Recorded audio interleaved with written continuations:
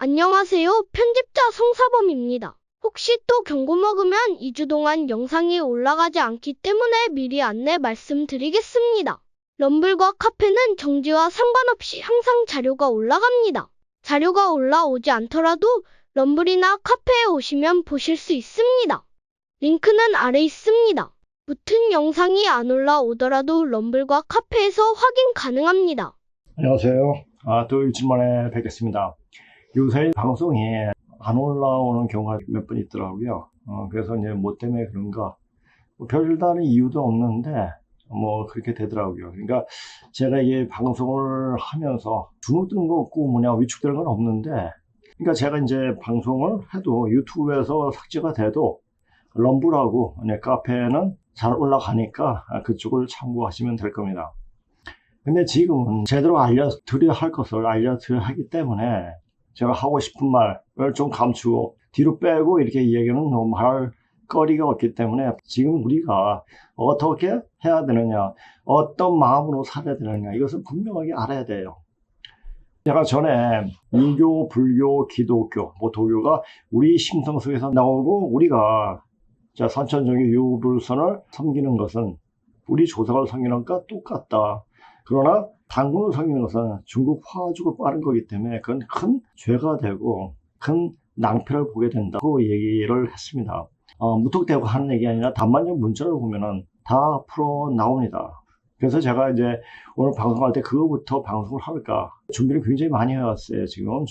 그런데 문종창 씨에 대해서 얘기하면서 그네들의 입장, 그러니까 이 당군빠리들이 그래도 이제 거의 90% 맞아요. 맞는데 당군을 앞세우기 때문에 그래서 완전 엉터리 흐트러지는 겁니다. 제가 전에도 그랬죠. 술함 때문에 술에 대해서 공부를 알려주고 싶지 않다 이렇게 얘기했는데 술을 안 하면은 우리 대한민국에 대해서 정확하게 읽을 수 있는, 그리고 여호와에 대해서 정확하게 읽을 수 있는 그 자체가 사라지게 돼, 모르게 돼요. 그래서 유우시 재순에서 쭉 정리하다가 이게 또 이제 되는데 또 양이 굉장히 많아요. 유우시 재순의 계보에 대해서 계보를 딱 보게 되면 공자가 짜 맞춘 그 성이라고 할까? 서경이라고 할 수도 없죠. 그건 거짓말이니까. 그냥 우리 그냥 일반적으로 이제 듣기에 이제 서경이라고 알고 있으니까 시경, 서경, 약간 삼경이죠. 그죠? 어디서 어떻게 왜곡이 되는가 그 자체에 대해서 쭉 이야기하는 게 양이 굉장히 많아요. 그러니까 제가 지금 해주고 싶은 것은 많고, 우리 반반년 문자로 나타난 그 역사적 사실에 대해서 사람들이 모르니까 알려주고 싶은 마음도 굉장히 큰데, 그것보다 더 중요한 게 뭐냐, 지금 현재 우리가 지금 어떤 시간에 처해 있는가. 자, 제가 예전에 트럼프가 대통령 됐을 때, 트럼프가 뭡니까? 서양 노름이에요. 서양 노름인데 이제 앞으로 트럼프가 두 번째 대통령 하게 되면 그때 뭔가 큰 게 일어날 거다. 그러니까 벌어진다는 얘기죠. 근데 이제 바이든이 됐어요. 이제 바이든이 가짜 투표를 해가지고 이렇게 됐다고 하지만 바이든이 트럼프에 의해서 이제 대통령직을 실행했죠. 그 다음에 또 트럼프가 나와서 이제 트럼프가 또 됐습니다. 심슨 말아보면 트럼프가 죽어서 누워있는 그림이 나와 있더라고요.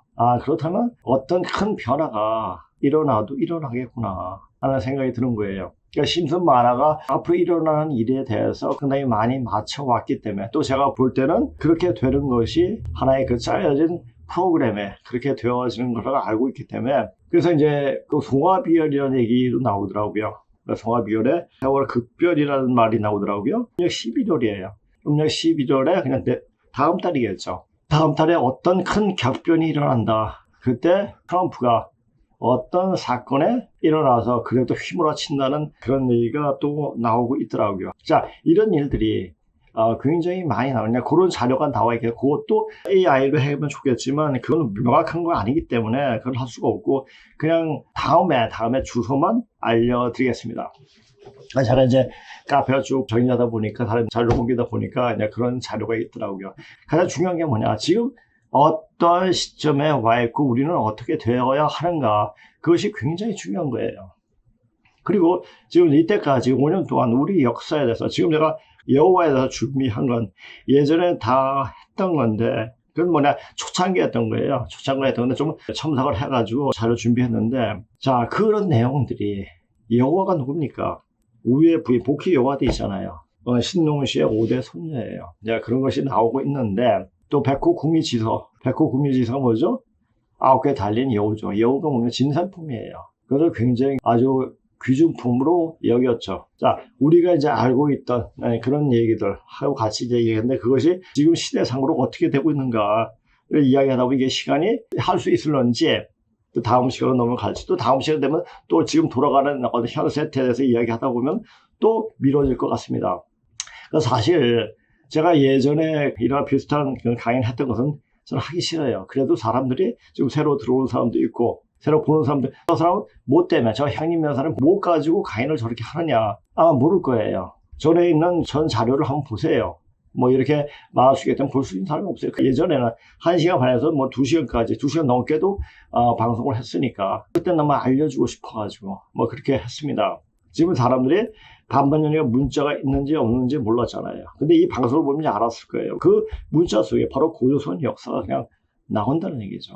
고조선의 역사가 나오면 모든 종교적, 사상적인 맥이 고조선에 뿌리를 해가지고 나왔다는 그 자체. 그걸 또 잘 알아야 돼요. 이 지구가 그냥 직선적 사고로 쭉 이어지는 게 아니라 이게 순환적 사고 돌고 도는 거예요. 한번 바다 밑으로 들어갔다 다시 융기되고 다시 들어갔다 융기되고 뭐 이렇게 하면서 문명이 일어났다 문명이 쓰러지고 이렇게 계속 반복이 되는 거죠. 마치 우리 삶은 우리 역사적 행태는 메비우스 띠 아죠. 처음도 없고 끝도 없는 그런 띠가 메비우스 띠 아닙니까? 그런 띠의 모습을 하고 있기 때문에 그 자연 순리에 따라서 그냥 도는 게 그게 바로 영생이에요. 그리고 이런 공부를 한다는 그 자체도 영생하는 길로 가기 위해서 재밌잖아요. 한 번에 이런 식으로 살기도 하고 저런 식으로 살기도 하고 그리고 이 영이 계속 돌면서 전체적으로 같이 자연과 더불어서 그러니까 봄에는 다시 씨앗이 돋고 여름에 번창하고 가을에 다시 뿌리로 들어가고 그게 계속 순환질이죠. 그런 순환질을 정확히 알아야 됩니다. 이게 순환질을 알아야지 이 제가 하는 방송을 알게 됩니다. 그리고 그 색깔에 대해서 지금 제가 이제 잘 보고 있는 게 유튜브에 솔직한 여자에 대해서 잘 보는데 솔직한 여자는 중국의 지금 행태가 어떤가 그런 얘기들이 굉장히 많이 나옵니다. 거의 다예요. 그러니까 중국은 지금 왜 해외 여행객을 다시 비자 문제 해가지고 오게 하느냐. 산업이 완전 다 망했어요. 그런 게 보여지더라고요. 보여지는데 지금 중국이 끝났습니다.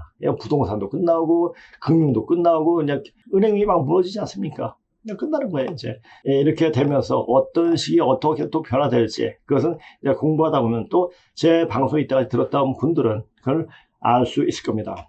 자, 그럼 제목부터 보고 한번 해보세요. 자신 몸을 닦는 욕구는 거짓말하지 않은 데서 비롯되기에 반만 년 동안 거짓으로 살아온 중국은 반드시 멸절당하게 되어 있다. 그래요. 중국은 이때까지 자기 컴플렉스를 감추기 위해 가지고 자기는 대단한데 자기는 대단하다고 느끼고 싶으니까 항상 거짓말을 했죠. Where are you from? I'm from Korea, you know? You're from Korea? Do you speak Korean? Yes, I'm from Korea. 한국어 진짜 할 수 있어요? Yes, yes. 한국인이세요? 应该是过 I just speak English. 那你为什么骗我？你为什么说你是韩国人呢？你是中国人吗？我操！ 그리고 걔네들은 사람들을 살리기 위해서 어떤 사업이라든지 산업을 조장하는 것이 아니라 어떻게 하면 내 것으로 할까 하는 그러니까 사냥하고 수집하는 앞에서 정당하게 싸움 못하고 뒤에서 칼을 찌르거나 활을 쏘거나 그렇게 하지 않습니까?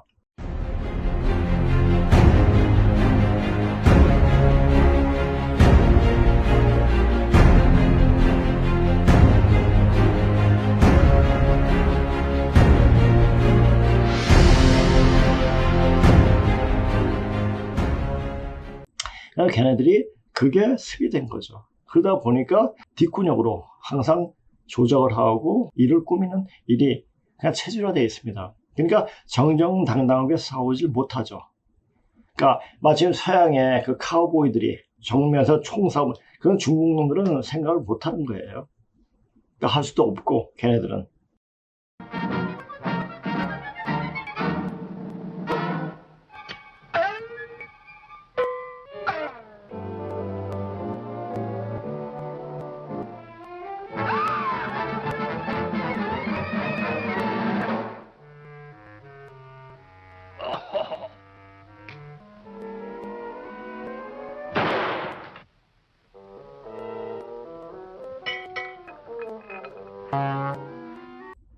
걔네들은 항상 뒷구멍으로 들어가서 뒷구멍으로 치고 뭐 이렇게 해왔습니다. 그렇게 살아왔던 게, 자, 현대도 역시 똑같은 짓을 되풀이해요. 중국은 지금 경제가 파탄나고 있으니까 자기네가 파탄되면은 자기네가 끝나면 모르는데 남이 잘 되는 것을 배아파해요.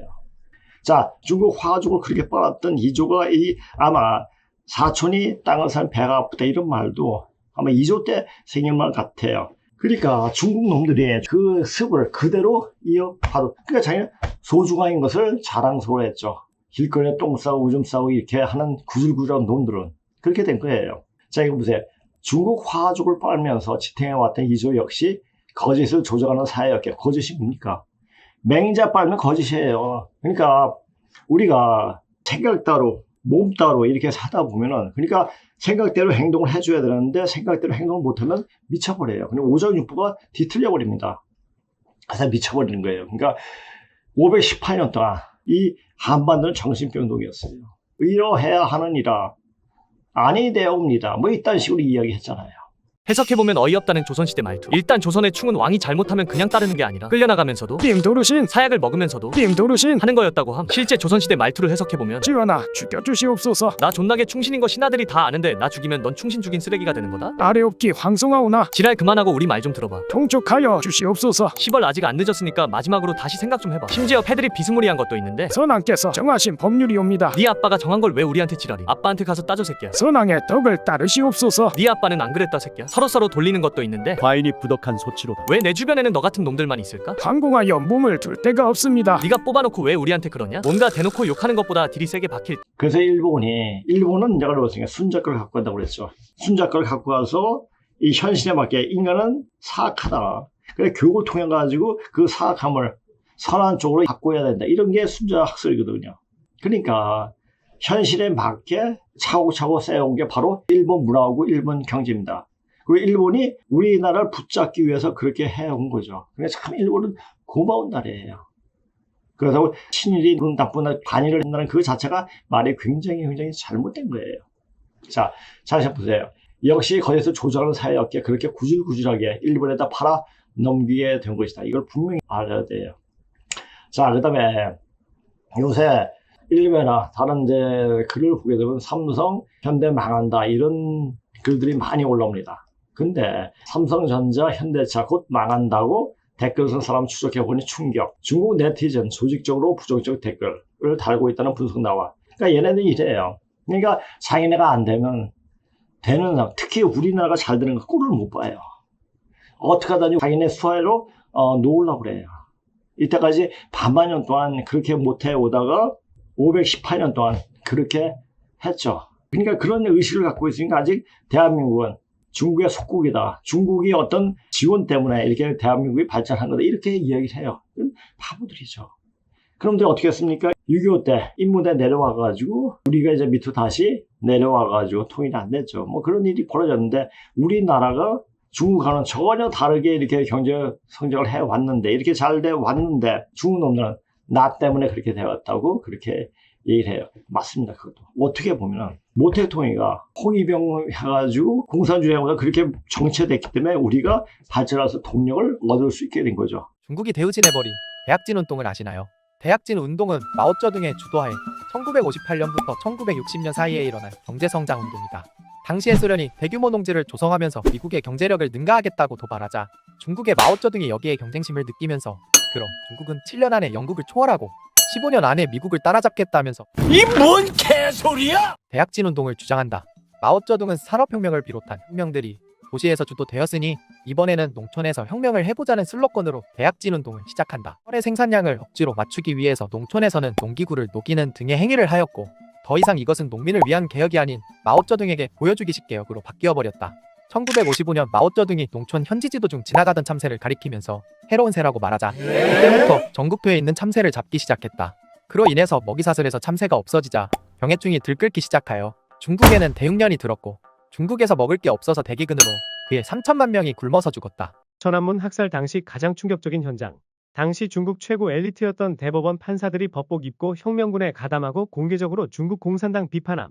이때가 문화대혁명이 완전히 끝난 지 13년 정도 밖에 지나지 않은 시기였고, 문화대혁명 때 중국 지식인들 대부분이 학살당해서 이때만 해도 판사들이 중국의 몇 안 되는 고학력 고지능 법학 지식인들이었음. 그런데 판사들이 단체로 전면에 나서서 철저하게 중국 법에 따라 하나씩 따지면서 공산당을 비판하기 시작했으니 공산당 입장에선 진짜 비상 걸렸던 거임. 학생들이 들고 있어나는 건 그냥 개돼지들 난리친다 치고 시간 끌어서 조용히 넘어갈 수 있는데 판사들이 반란 일으키고 인민들 상대로 반정부 선동 시작한 건 급이 다른 상황이거든. 결국 판사들의 반란은 공산당이 군대를 동원해 유혈 진압하기로 결정하는데 큰 영향을 줌. 문화대혁명 시대 당시 짱깨들. 1967년 중국 남서부 광시성. 이곳에도 인민의 적을 몰아내자는 문화혁명이 몰아쳤다. 인민의 적이란 지주와 분홍 반혁명 세력 등 마오쩌둥의 적대적인 세력. 인민들은 인민의 적을 스스로 처단할 수 있었다. 1968년 5월 홍위병들 간의 내분이 발생 사소한 충돌 과정에서 2명의 포로가 잡히고 인민재판 결과 사형 선고를 받게 되고 교수형에 처해진 포로들을 군중들은 토막내라 소리친다. 시신은 가축처럼 잘리워지고 그중 한 명이 사형수의 심장을 그 자리에서 먹어치우며 그 후 3개월간 광시성은 카니발리즘의 도가니가 된다. 반혁명 세력 교사 한 명도 돌에 맞아 죽어. 학교 식당에서 바베큐처럼 구워져 학생들에 나누어 먹힌다. 언론인 쟁이는 광시성 5지역을 상대로 카니발리즘에 대해 조사하고 1992년 중국을 떠난다. 이 끔찍한 사건의 공산당 문서를 쟁이가 외부로 유출하며 세상에 알려지게 된다. 광시성에서는 인육이 등장하는 축하연까지 벌어질 정도? 광시성 주민들은 아무런 죄책감을 느끼지 않고 인육을 먹은 것에 후회하지 않았다. 반동 세력인 지주의 아들을 죽여 푸주간의 고기처럼 다뤘을 뿐이라 한다. 마오쩌둥 주석의 지시대로 적을 처단했을 뿐이다. 반동분자 150명을 운동장서 때려 죽여 이틀간 인육을 나누어 먹었다. 광시성 희생자 10만 명 중 1000여 구의 시체구를 먹어치움. 인육 처먹음. 만약 중국이 그때 장애세 정부가 민주 정부가 만약 거기서 태동을 했으면 자 지금 소련을 방어하기 위해서 중국을 굉장히 부응하게끔 많이 도와줬겠죠. 근데 그렇게 안 했죠. 그냥 미국하고 척을 줬죠. 그렇죠? 등을 돌렸으니까 우리가 이렇게 발전할 수 있는 동력을 얻어가지고 우리가 더 발전하게 됐죠. 어떻게 보면은 중국 놈들 한 말도 맞아요. 우리가 그렇게 정책을 했기 때문에 너희들은 발전하는 동력을 얻었다. 이렇게 말하면 맞을 수가 있겠죠. 그렇죠? 자, 근데 중국 놈의 한계가 이거예요. 제가 이제 전에 한번 얘기했잖아요. 제가 92년도인가 91년도에 그때 이제 우리나라하고 수교하고 나서 중국 조선족들이 덕수궁 앞에서 한약을 팔아 막 그랬습니다. 그래서 거기 가가지고 이거 진짜냐? 진짜래요. 어떻게 진짜로 말할 수 있느냐? 이건 공산당이 인정했기 때문에 진짜라고 얘기해요. 걔는 믿는 거예요. 세뇌가 어떻게 됐는지. 근데 사실 그 중국 놈들이 갖고 왔다, 조선족들이 갖고 오면 그 수은인가 비소가 굉장히 많은 사람들의 치명적인 독이 있었다는 것이 나타났죠. 그러니까 걔네들은 중국 공산당이 했기 때문에 이건 진짜다. 이렇게 얘기는 자기네 제품은 제일 좋은 건 줄 알아요. 그렇게 세뇌를 되어왔기 때문에 어떻게 할 수 없습니다. 자, 중국 제품 칭송하고 한국산 비하 관련 댓글 갈수록 늘어난 추세, 정부 차원의 대책이 필요하다. 이런 말이 나옵니다. 국내 한 연구팀이 네이버에서 확보한 중국인 추정 계정 77개를 분석한 결과 이들은 점 조직으로 활동하면서 두 그룹으로 나뉘어 국내 산업 기사에 조직적으로 댓글을 게재하는 움직임을 보였다. 중국 차도 요즘 싸고 좋은데 누가 현대차 사냐? 삼성전자 폴더블 폰보다 화웨이 디자인이 더 좋은 것 같다. 자, 요 밑에 것은 요 밑에는 어떤 기자가 쓴 건데 요것은 AI로 한번 들어보시기 바랍니다. 자동차, 배터리, 스마트폰 등 한국과 중국 간 경쟁이 치열한 산업 분야의 국내 기사에서 중국 네티즌들이 조직적으로 부정적 댓글을 달고 있을 가능성이 있다는 연구 결과가 나왔다. 중국 제품을 칭송하고 한국산을 비하하는 댓글이 늘어나 정부 차원의 대책이 필요하다는 지적이 제기된다. 9일 업계에 따르면 김은영 가톨릭관동대 경찰행정학과 교수와 홍석훈 국립창원대 국제관계학과 교수 연구팀은 최근 한중 경쟁 산업 분야에 대한 인지전 실태 파악 보고서를 펴냈다. 보고서를 보면 연구팀은 2003년 7월부터 올해 8월까지 네이버, 유튜브 등 온라인에서 한국과 중국의 산업 관련 국내 기사에 달린 댓글을 분석했다. 중국식 번역체, 중국 고유 아이디, 프로필 특성, 동일 아이디 반복 댓글 등을 활용해 중국인 계정을 식별했다. 이는 해외 선행 연구에서 활용되온 기준이다. 연구팀이 네이버에서 확보한 중국인 추정 계정 77개를 분석한 결과 이들은 점조직으로 활동하면서 두 그룹으로 나뉘어 국내 산업 기사에 조직적으로 댓글을 게재하는 움직임을 보였다. 네이버에서 전기차, 배터리, 스마트폰, 삼성, 알테시, 알리익스프레스, 테무, 쉬인 등 키워드를 담은 기사 70개를 무작위로 선택해 댓글을 분석한 결과 중국인으로 추정되는 계정이 단 댓글 수가 특히 많았다. 연구팀은 한국인이 댓글을 많이 작성하는 기사가 중국인 추정 계정의 댓글 게재 여부에 영향을 미친 것이라고 분석했다. 유튜브에서는 기사별로 최대 댓글 2698개가 달리며 네이버 454개보다 더 조직적인 여론 선동이 이루어지는 것으로 나타났다. 연구팀은 이런 중국인 추정 계정들이 국민의 불안감을 조성하는 겁주기, 정치 성별 지역 갈라치기, 중국을 비판하는 국내 매체의 영향력을 떨어뜨리는 버리기 기법을 활용했다고 설명했다. 예를 들어 전기차 기사 댓글 중에서는 요즘 중국 차도 싸고 좋은데 현기차 현대차 기아 누가 사냐? 흉기차 현대차 기아를 비하는 표현 긴장해야 한다 등과 같은 겁주기 사례가 자주 발견됐다. 현 정권이 들어서며 한국이 미일의 속국이 되고 있다는 것은 갈라치기 전략으로 중국의 비판적인 언론사에 대해 보도 내용보다 매체 자체를 비난하는 것은 버리기로 분류됐다. 중국인 의심 계정들은 한국 내 성별 지역 정치 등 갈등을 부추기는 서사를 확산하거나 한국을 비방비하는 키워드를 일관되게 사용하는 것으로 조사됐다. 이처럼 새로운 형태의 중국발 인지전에 효과적으로 대응하기 위해 문제 댓글을 데이터베이스화하고 중국인 계정을 식별할 수 있는 범정부 체계를 구축해야 한다고 연구팀은 밝혔다. 자, 현기차, 현대 기아차, 한국산 거른다. 알고 보니 중국 댓글 부대. 경제위기 중국의 새 전략, 댓글 공작으로 한국 기업 죽이기. 자, 이거예요. 얘네들은 이런 식으로 이렇게 해왔는데, 이런데 끝이 어떻게 될까요? 이제 앞으로 이 가을 세상을 넘어가면 내 몸과 영이 깨끗해야 돼요. 그러면 그 가장 큰 기본적인 요건이 뭐냐? 거짓말 하지 말아야 돼요. 자, 거짓말이라는 것은 모르고 하는 거짓말이 됐든지 알고 거짓말했든 둘 다 거짓말하는 것은 똑같아요. 자, 그런 거짓말 때문에 몸이 나빠요. 제가 산에 떨어지고 몸이 다 막혀가지고 손만 꼼지락거리고 아무것도 못 움직였습니다. 물론 치료도 받았지만은 계속 이런 공부하다 보니까 어느 순간에 손이 움직이고 다리가 움직이고 다리를 질질 끌면서 하게 되더라고요. 이건 바른 역사 공부를 하면은 이렇게 몸이 좋아지는구나.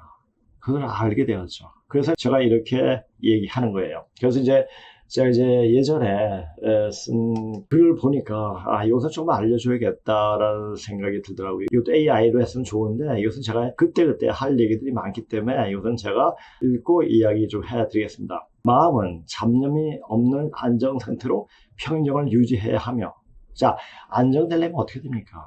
마음에 근심, 걱정이 없어야 돼요. 의심이 또 없어야 돼요.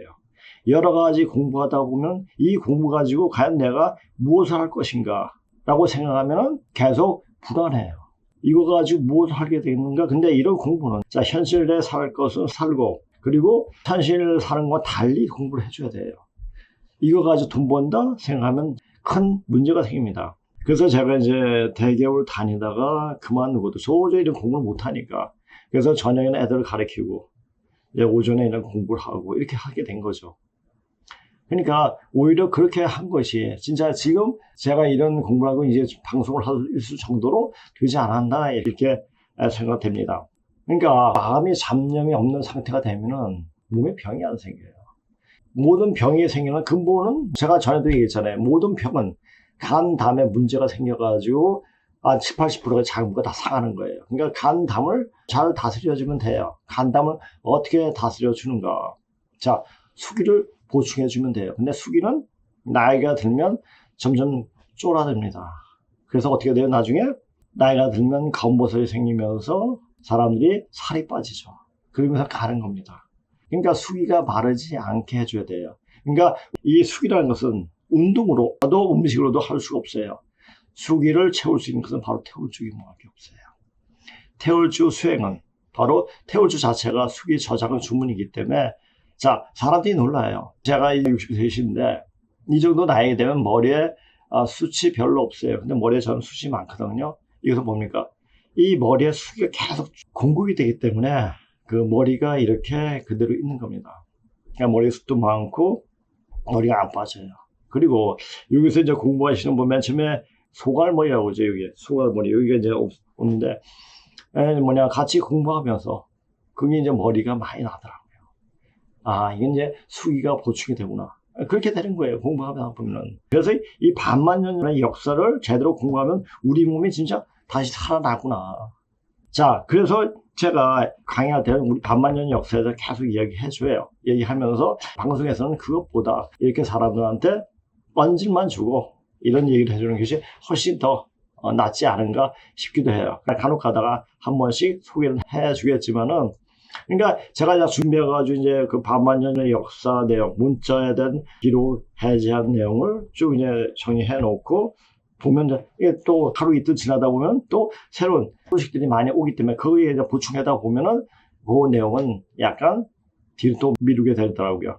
뭐 그렇게 되니까 여기서 이제 방송을 하게 되고 뭐 그렇게 되어지는 거죠. 그런 어떤 수행이건 간에 수행을 정해놓은 시간만큼 하다 보면 마음이 안정을 찾게 되고 우선 이제 우리가 어떤 수행을 하든지 좌선을 했든지 뭐 태울줄을 하든지 반야신경을 하든지 천수경을 하든지 금강경을 하든지 간에 맨 처음에 어떤 중물을 하고 수행을 하든 간에 마음에 굉장히 산란해져요. 근데 잡생각이 굉장히 많이 납니다.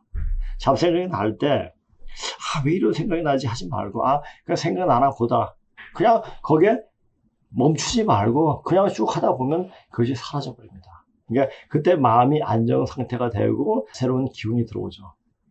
자, 이렇게 돼야지 수행이 어떤 정점까지 이르게 된다는 것을 경험상으로 알게 되었습니다. 자, 문영의 상태가 유지되어 건강을 지킬 수가 있다. 지금 제가 이제 보면은 집에서도 그렇고 밖에서도 그렇고 먹는 게 별로 없어요. 그 꾸준히 먹는 건 뭐냐? 보리죽하고 양파, 꿀, 레몬 그리고 과일 먹고 또 아몬드, 뭐 건포도 정도 먹고 뭐 이렇게 별 먹는 게 없어요. 그래도 이렇게 움직이는데 굉장히 편해요.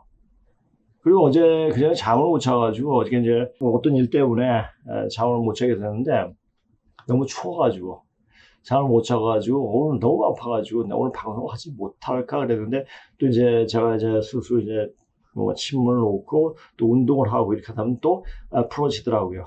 이렇게 몸이 가도 이렇게 다시 회복될 수가 있구나. 이런 것도 또 경험상으로 또 알게 되더라고요. 그러니까 수행이라는 것이 수행하면서 몸에 기혈을 돌릴 줄 아니까 몸이 어떤 상태가 와도 그 상태를 안정적인 상태로 다시 돌릴 수가 있더라고요. 그러면 여기 와서 사람들 하면 제 기운을 그대로 받는 모습이 보여요. 그리고 얼굴이 우선 편해져요. 얼굴이 편해진다는 얘기는 뭡니까? 오장육부가 편해진다는 얘기예요. 오장육부의 음액만 조절하면 그냥 좋아지는 거예요. 그러니까 한쪽이 축이 틀어질 때 그때 몸에 병이 생기는 거죠. 모든 장부, 오장육부 장부가 뭐예요? 하나는 음장부, 하나는 양장부 뭐 이렇게 되지 않습니까? 간신, 빗배신이 음에 잠기고 도표를 한번 보세요. 뭐 여기서는 또 이야기할 건 없죠. 그런데 순간순간에 감정에 매몰되어 있다가는 오장육부가 상하게 되는데 그러니까 순간순간에 성이 나오고 화가 나오고 굉장히 웃고 싶기도 하고 이럴 때 이런 감정에 빠지다 보면 오장육부가 상하게 됩니다. 너무 기뻐해서도 안 되고 너무 좋아해서도 하고 너무 슬퍼해서도 안 되고 이런 겁니다. 그러니까 중심을 찾아야 돼요. 자, 분노를 간을 상하게 하고 지나친 기쁨은 심장을 상하게 하고 지나친 생각은 소화기를 상하게 하고 지나친 슬픔은 폐를 상하게 하고 공포와 무서움은 신장을 상하게 한다. 이런 감정에 휘말리지 않기 위해서는 우선 위장을 비우는 훈련을 해야 한다. 이거 보니까 전에 제가 한번 했던 건데요. 지금 주변에 아픈 사람이 굉장히 많아요. 뭐 백신을 맞아가서 그렇게 되는가? 제가 이제 관계하지 않은 사람도 먼저 주변에서 관계하는 사람도 아프기 때문에 한 사람이 더 많아지기 때문에 이걸 어떻게 해야 되나? 내가 한 사람한테 집중하다 보면 어떻게 되면 다른 사람한테도 어떤 또 문제가 생겨야 되고 자, 이걸 어떻게 항상 할 수 있는 건 기도밖에 없어요. 저도 한계가 있기 때문에 그것에 집중적으로 치료를 한다는 것은 거의 못하게 돼요. 왜? 많은 사람을 치료해야 되니까. 그러니까 스스로 알아서 이런 방법을 통해 가지고 스스로 몸을 좋게 만들어야 돼요. 그렇게 하다 보면 만병에서 탈출할 수가 있고 하루하루가 건강을 즐겁게 시작하고 마무리를 할 수가 있다. 그 모든 병은 그 양의 장목도 쳐요. 특히 우리 몸의 면역세포를 만드는 게 거의 70% 만드는 게 대장 아닙니까? 그러니까 먹는 걸 잘 먹어야 돼요. 제가 전에도 얘기했죠. 밀가루 음식은 제가 되도록이면 많이 안 먹는 게 좋습니다. 처음 연단을 하기까지는 배가 많이 고파 힘이 드는 경우를 직면하지만 저녁을 생략하면 여러 가지 유익이 있다는 것을 하다 보면 그냥 몸이 스스로 알게 된다. 그래서 제가 이제 소식을 하니까 많이 안 먹어요. 많이 먹으면 배가 부대껴서 공부도 안 되고 수행도 안 되고 아무것도 안 돼요. 그래서 적게 먹어요. 그러니까 적게 먹는데 맛있는 게 있으면 좀 더 먹고 싶은데 거기서 숟가락 놔야 되니까 좀 아쉽기는 해요. 근데 그렇게 먹다 보니까 몸이 좋아지는 거예요. 그러니까 우리가 많이 먹어서 몸을 움직이는 것이 아니라 적당히 먹고 적당한 기운을 쓰면서 움직이는데 전혀 문제가 없게 됩니다. 그리고 제가 이제 오늘 방송할 때는 화요일 날 하는데 집에서 이제 9시 반쯤 나옵니다. 반쯤 나와가지고 지역에 와가지고 이제 끝나는 시간이 한 12시, 12시 반 이렇게 끝나는데 발전 밖에 나면 이제 오프라인 강의가 또 시작됩니다. 이거 하고 그 사람들도 이제 기치료 좀 해주고 뭐 이렇게 하다 보면 한 3시 땡서 좀 끝나요. 근데 그 사이에 배가 고파야 할 때는 이전 같았으면 굉장히 배고플 텐데 배가 고파요. 아, 기가 많이 찼구나. 모두 자체를 그래서 그런 거라 그걸 아니까 몸이 편한 거예요. 그러니까 이 상태에서 몸이 스스로 알게 된 가장 중요한 게 뭐냐? 거짓말 하지 말아야 돼요. 거짓말 누가 많이 하죠? 제일 많이 하는 사람들이 뭡니까? 종교인들. 그리고 당근 빠는 애들. 또 누굽니까? 지금 여타 잘 모르고 헤매는 사람들. 그러니까 병이 많을 수밖에 없는 거예요. 그리고 진짜 크게 거짓말해서 사람을 현혹시킨 게 뭡니까? 바로 의사예요. 의사들이 하는 것도 없이 약만 주면서 약이 바로 독인데 그걸 피할 수 있게끔 해줘야 되는데 그걸 못하죠. 돈만 벌려고 생각하죠. 그러다 보니까 뭡니까? 거짓말을 하게 돼요. 또 장사꾼도 거짓말. 그냥 모든 게 다 거짓말이에요 지금. 그러니까 몸이 상하는 거예요. 자, 그래서 이제 보세요. 이제 거짓말은 중생열의 종자 잃게 해. 도를 닦는 것, 단 첫째는 거짓말하지 않는 것. 자, 이건 내가 이제 불경에 관한 책을 보면서 이제 나왔던 건데 예전에 한 몇 년 전에 제가 이제 쓴 거를 다시 옮긴 겁니다. 망언한 부정한 마음으로 입과 생각이 어긋나게 하는 말이기도 하지만 불교에서는 시박 중에 하나입니다. 망령대 망자죠. 그렇죠? 남을 속이려고 진실하지 못한 말이며 사실이 아닌 것을 사실인 것처럼 꾸며서 하는 말로 진실하지 못한 말을 말한다. 망언도 역시 마음을 근본으로 하고 마음에서 나온 말이기에 마음과 난무하는 현세태 바른 도를 밝힌다는 것이 바른 도가 뭡니까? 바른 역사적 지식으로 역사적 사실로 그 우리 초창기에 얘기했던 그 선인들이 이야기했던 것을 그대로 따르는 거예요. 그것이 바로 도예요. 별다른 게 아니에요. 참된 길이에요. 참된 길. 자, 참된 길을 보니까 이제 가을 시대가 오는데 가을에 들어갈 수 있도록 근본자로 들어가라. 근본 역사 정신을 들어가라. 그러니까 유불선 기독교 좀 더 알아야 되고 또 역사 원시 반번한 그 자체 우리가 들어갈 곳이 어딘가를 분명히 알아야 돼요. 그래서 지금 우리 기본 역사, 근본 역사를 정확하게 아는 것이 굉장히 중요한 겁니다. 얼마나 힘든 일인지 이런 망언에 동요하고 그 망령된 조준이 바른 길 찾기가 힘이 된다. 아니 거의 불가능하다고 보는 것이 타당할 것이다. 마태복음에 이런 말이 있죠. 부자가 하나님 나라에 들어가는 것보다 낙타가 바늘 구멍에 빠져나가는 것이 더 쉽다. 근데 이제 다른 성경에는 이게 동화주의라고 또 이렇게 해석이 된 것도 있더라고요. 부자가 뭡니까? 가진 것이 많은. 그러니까 물질적으로 가진 것이 많은 인간들은 거기에 집착하게 되죠. 그러다 보니까 삶에 어떤 진실한 문을 못 봐요. 그러다 보니까 가게 되는 거예요. 또 이 부자라는 것은 헛된 지식, 헛된 생각, 잘못된 생각으로 꽉 차있는 아주 썩어 빠진, 썩어 문드러진 그런 머리를 갖고 있는 사람이 아닌가 또 보여지기도 합니다. 자, 이제 불교 능용 중에 불제자의 굳은 마음이 도량이니, 자, 도를 닦는 그 마음 자체가 정확하게 이 길로 가겠다. 이런 아주 굳건한 마음이 바로 그 도량입니다. 저 행하고 머물고 앉고 눕고 모든 행 가운데서 헛된 말로 속이지 말라라고 했다. 그러니까 앉으나 서나 누우나 가나 거짓말하지 말라는 얘기죠. 그렇죠? 특히 남을 속이는 것보다 더 나쁜 게 뭐냐? 나 자신을 속이는 거예요. 당신은 어디 아프죠? 괜찮습니다. 이것도 자기 자신을 속이는 거죠. 보면 아는데 몸에서 다 말하는데. 제가 전에도 이제 몸이 똑똑하냐 머리가 똑똑하냐. 자, 몸이 똑똑한 것 같아요. 자, 머리는 거짓말도 하고 이렇게 몸은 있는 그대로 나타납니다. 그 삶이 어떤 족적을 보여주는 게 바로 몸이에요. 그리고 그 얼굴을 보면 그 얼굴에 풍겨 나오는 기운을 보면 그냥 알게 되죠. 거짓말에 4가지가 있다. 첫째는 허망한 말이다. 옳은 것을 그르다하고 그런 것을 옳다하여. 자, 요거에서 보세요. 허망한 말. 허망한 글, 뭐 이런 거죠. 허망한 글을 보게 되면 허망한 생각이 들고 헛된 생각이 들어가죠. 그게 뭐예요? 당군이에요. 역사적으로 잘못 공부하면 그런 일이 생겨요. 그러면 중국놈만 빨다가 아까 맨 처음에 나왔잖아요. 절멸당할 때 같이 절멸당하게 됩니다. 우리 말은 절멸이라는 선인데 요새 멸절도 써요. 똑같은 의미니까. 그러니까 멸절은 멸망돼서 끊어지는 거고 절멸은 끊어져서 멸망하는 거고 앞으로 치나 뒤로 치나 똑같죠. 본 것을 못 봤다 하고 못 본 것을 보았다 하여 험하고 진실치 않는 것이다. 둘째를 비단결 같은 말이다. 입에 발린 말을 늘어놓으며 애끓는 정열로 간절하게 하소연하여 음욕으로 이끌고 슬픈 정을 돋구어 남의 마음마저 방탕하게 만드는 것이다. 남한테 구걸하는 그 자체도 큰 죄인 것입니다. 그래서 여기서 바른 말하고 정확한 말을 해주고 사람한테 알리는 말을 하면 어떻게 됩니까? 잘려요. 글이 잘려요. 그러니까 지금 일반적인 사람들이 갖고 있는 상식과는 전혀 다른 이야기니까 누가 반만 년의 역사 가지고 이야기하고 중국이 어떻게 될 거라는 걸 말할 사람이 누가 있어요? 없잖아요. 중국에 일어나는 현상을 보고 지금 중국 자체가 이러이러하다라고 얘기하지만 중국 화족이 근본적인 역사가 들어갔을 때 그네들은 죽음의 길로 계속 가고 있는 겁니다. 그것이 마지막까지 찼을 때, 머리끝까지 찼을 땐 이제 죽게 되는 거죠.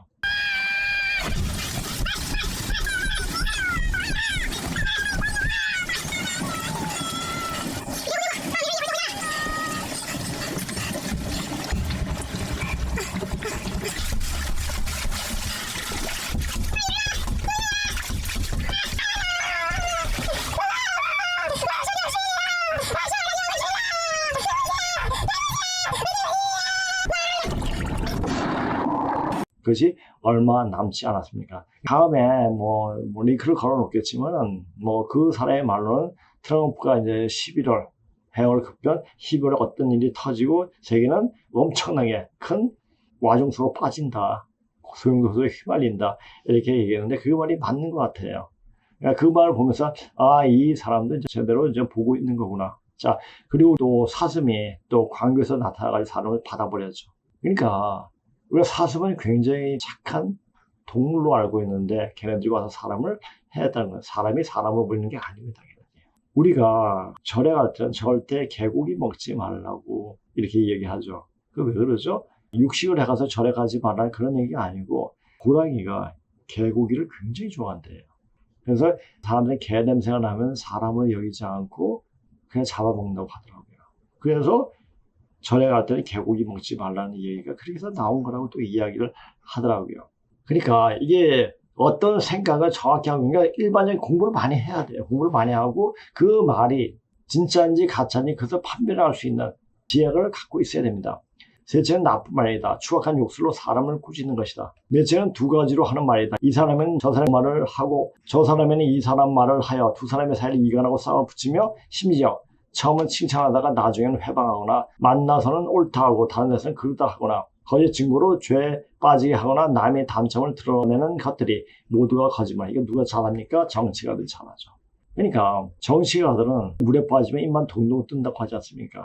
자, 악한 입은 악구죠. 악구는 나쁜 소리, 악한 기운을 말한다. 성내의 불이 한 번 일어나면 입을 충동하여 마음을 태우고 사람을 상하게 하되 아픔이 칼로 베는 것 같다. 그러므로 범나게 원수의 짓과 착한 마음이 큰 도적은 악구가 오정육부에까지 박히게 만들고 몸을 상하게 만들어 정신마저 병들게 한다. 그러니까 지금 조현병에, 그러니까 정신병 환자들이 굉장히 많습니다. 또 왜 그랬을까요? 거짓말이 난무하기 때문에, 거짓말을 판단 없이 다 받아들이기 때문에 오정육부가 다 상해버리는 거예요. 거기다 또 어떻게 했습니까? 백신까지 맞았죠. 왜 백신을 왜 맞았습니까? 거짓말에 속아서. 그러니까 속은 놈이 바본가? 속으려고 하는 놈이 바본가? 둘 다 나쁜 놈이죠. 그러니까 어느 정도 공부를 해가지고 어느 정도 수행을 해가지고 어느 정도 이것이 진짜인가 가짜인가를 판별할 수 있는 생각이 있어야 되죠. 그렇죠? 자, 우리는 지금 무슨 일을 해도 잘 되게 되었습니다. 근데 중국이 우리를 가지고 또 걸어 넣으시려고 하면은 반드시 문제가 생깁니다. 예전에 사드 보복으로 우리 기업도 철수하게 하고 우리 제품에 대해서 막 그런 일이 벌어졌잖아요. 근데 이런 결과가 났습니다. 2024년 상반기에 1위가 도요다고 2위가 모르겠어요. 3위가 현대. 이렇게 되는데 중국의 흔한 현대차, 중국의 망한 폭스바겐, 이게 폭스바겐인 거예요. 창사 80년 만에 최악, 중국 악재 결정타, 악몽이 된 대기업이 중국농, 중국 피한 기업만 웃었다. 자, 마지막 롯데 백화점도 곧 폐점, 중국서 지어진 한류, 우한 대학의 쇼핑몰도 이달만 폐업선언. 자, 독일은 탈중 안 했다가 존망함, 중국한테 기술 털리고 중국 전기차한테 캡 털림, 폭스바겐 영업이익 2%, 재고 존나 많아서 현대차에게 판매 대수 따이기 직전, 롯데도 일찍 중국 철수해서 덜 손해봄. 자, 이런 얘기들이 나와요. 제가 이제 아까 이거 맨 앞에 방송을 하려고 했는데 지금 우리가 어떤 운동을 하고 어떤 수영을 하든 간에 먹는 것을 잘 가리지 못하고 아무거나 먹다 보면 반드시 몸에 탈이 나게 돼 있다. 먹는 대로 그 성격과 몸이 다 형성이 되는 겁니다. 자, 지금 세계적으로 우리 한식이 굉장히 많이 사람들한테 호감을 먹고 많이 팔리고 있습니다. 또 많이 김치를 또 찾게 되고 여러 가지 그 길거리 음식도 많이 찾고 있고 뭐 이렇게 됩니다. 자, 우리나라 음식 안만 먹어도 탈이 안 나요. 그러니까 사람들이 왜 우리 음식을 찾습니까? 그런 현상은 앞으로 변하는 시간에 살려고 하는 겁니다. 몸이 되어 있으면은 사는 거거든요. 몸이 되어 있지 않으면은 다 죽습니다. 누구를 믿는다고 되는 게 아니에요. 그러니까 몸을 만들어야 한다는 얘기예요. 그러니까 우리 이 공부는 오정육부 통제공부로 계속 이렇게 얘기했잖아요. 오정육부 통제공부는 어떻게 하는 겁니까? 오정육부는 먹는 걸 잘 먹고 생각을 잘 해야 되고 그리고 잠잘 때 잘 자고 잠을 못 자면 사람이 미쳐버립니다. 특히 암 환자, 또 조현병, 정신병 있는 환자들은 공통적으로 나타나는 게 뭐냐? 잠을 못 자요. 잠을 잘 자려면 어떻게 됩니까? 간이 편해야 돼요. 간이 편해야 되는데 간을 불편하게 하다 보면 잠이 안 와요.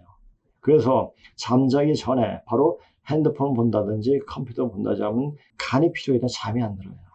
그러니까 그게 문제가 되는 거예요. 내가 개피곤해도 새벽에 깬 이유를 알았어. 핸드폰을 자기 직전까지 보다가 폰을 떨어뜨리면서 자는 사람이 있는데 사람들이 핸드폰을 보다가 떨어뜨려야 그제서 졸린 줄 알고 잘 시간이라고 생각하는 사람들이 많더라고. 수면의 전문의가 말하기를 휴대폰을 보다가 잠드는 건 빛을 쬐으니 생체 시계가 꺼지다가 켜진 것과 같습니다. 스마트폰을 5분에서 10분만 쬐어도 자는 시간이 최소 30분에서 1시간이 뒤로 밀립니다. 고로 핸드폰을 보면서 자겠다는 건 뭐죠? 생체 시계는 켜져 있는데 몸이 피곤해서 잔 겁니다. 그 잠은 통잠이 아니라 낮잠을 잔 거랑 똑같습니다. 낮에 너무 피곤하면 잠이 오죠. 생체 시계는 켜져 있고 원래 자는 시간이 아니니까. 생체 시계 켜진 상태에서 피로에 의해 자는 잠이니 잠이 짧고 오래가지 못하는 겁니다. 생체 시계가 낮으로 인식하여 깊은 잠을 방해하는데 이게 반복될 경우 만성적인 수면 장애를 불러일으키게 된다고 하네. 실제로 스마트폰 보급 전과 후 전 세계적으로 수면 장애 환자가 증가했다는. 그러니까 잠자기 전에 잠깐 앉아서 명상에 잠기거나 태울줄 수영을 하면 더욱더 좋고요.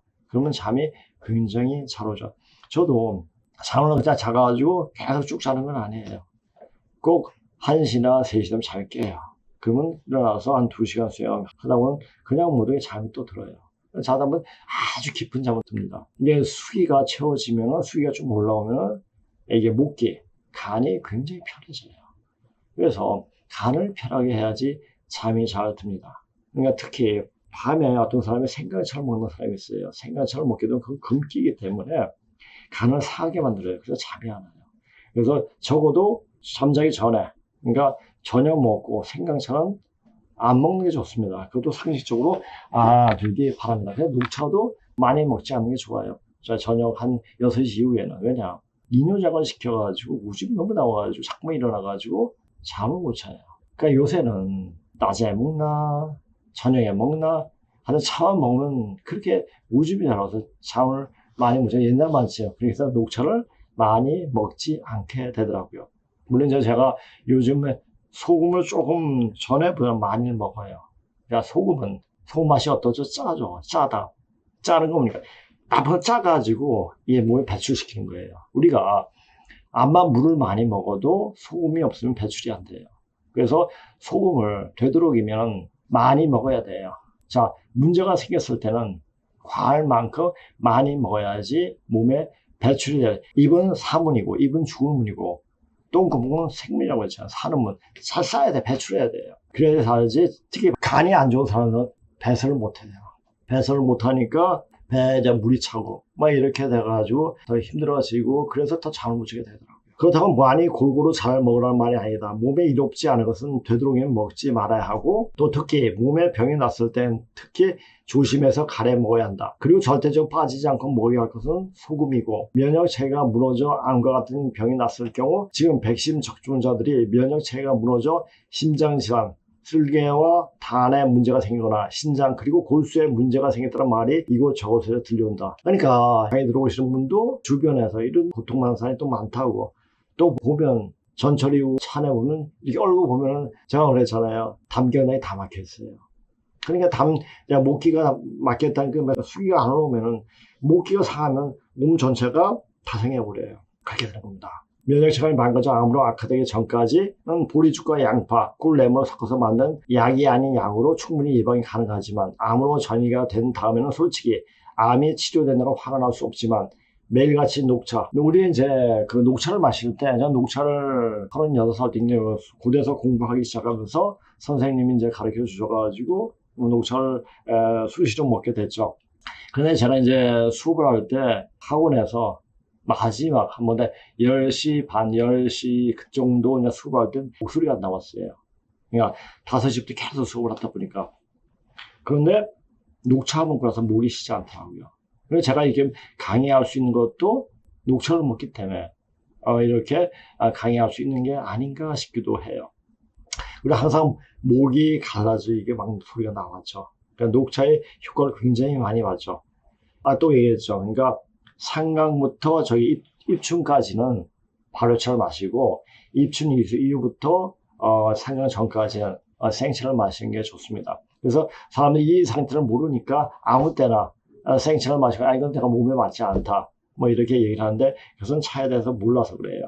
요즘엔 발효차를 마셔야 함에다가 죽염을 타서 마시면 반드시 효과를 보게 될 것이다. 그리고 특히 보리죽을 한 다음에 누룽지에 물을 부어 보리숙을 만들어 거기에다 죽염을 타서 먹으면 그것 또한 명약이 된다. 그러니까 비열할지라도 너희가 의통을 알아두라 이 자체가 이거예요. 그러니까 이거 조금 정성만 들이면 어디서 구한다고 힘들 것도 아니고 그냥 일상적인 해서 조금 더 좀 힌트를 얻어가지고 하면 이렇게 되는 겁니다. 아마 이렇게 하면 어떤 병도 치료가 될 것이다. 물론 때때로 흐트러진 몸이 기혈을 조절하게 침 치료를 더하면 거의 완벽하게 모든 내과에 가면 치료가 되어진다. 그래서 제가 이제 20대 후반에 맨 처음에 수지 치료 책을 사가지고 이렇게 쭉 공부를 했죠. 하다 보니까 제 몸에다 마루타가 돼가지고 시험을 해봤죠. 그러다 이제 체침도 익히게 되고 또 이제 부항요법도 알게 되고 이러면서 아마 그때부터 이제 약을 안 먹게 됐죠.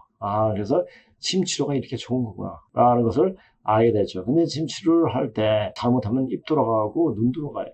그러니까 이게 굉장히 무서운 거예요. 그러나 저기 손은 그다지 크게 효과가 그렇게 크질 않지만은 또 이상도 없어요. 그러니까 손에다 막 찔러도 되고 발에다 막 찔러도 돼요. 그러니까 혈자리 알아가지고. 그러니까 이걸 공부하기가 굉장히 힘들어요. 그래서 이제 어떻게 목화토금해가지고 상생이냐 상극이냐 이것도 알아야 되고.